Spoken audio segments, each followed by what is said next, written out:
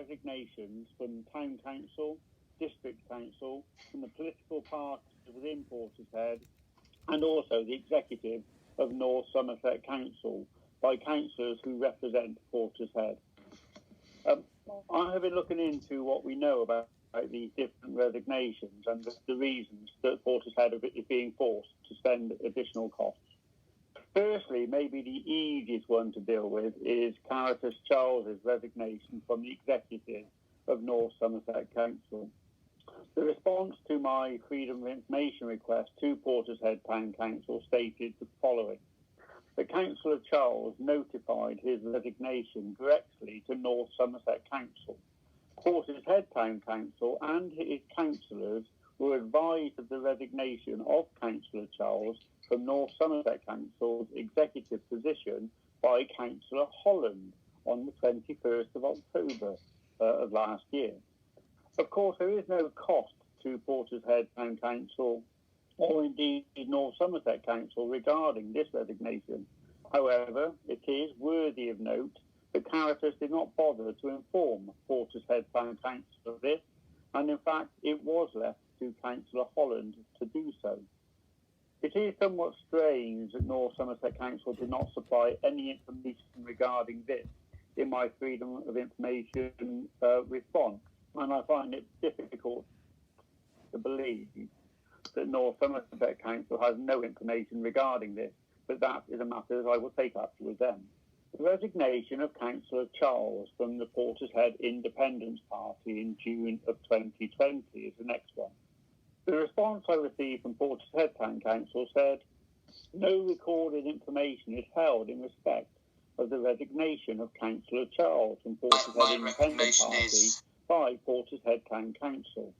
The town clerk was verbally informed of this change and made the necessary changes to the councillor information on the council website. So what we do know is that Caritas did not officially inform Portishead Town Council that he had resigned from the Portishead Independent Party.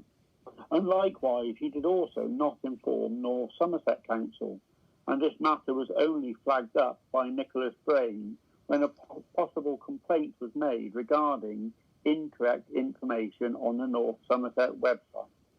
So, Paul, you've got 1 minute left. We're back to timings now, are we? We are, yeah, because we're running out of time. Right. So, yeah, right, okay, I'll read quick. Next one is the resignation of Councillor Charles from Portishead Town Council in February of 2021. Portishead Town Council was informed by Councillor Charles of his resignation by email on the 1st of February. What we do know is that Caritas did not inform the electorate of his decisions or the reasons for doing so. And we also know that Portishead Town Council did not reply to Caritas. We also know that this decision will be costly to the people of Portishead, as the Town Council will need to make a large contribution towards the election costs. And lastly, again, I'll be quick, Councillor Gardner resignation from North Somerset Council.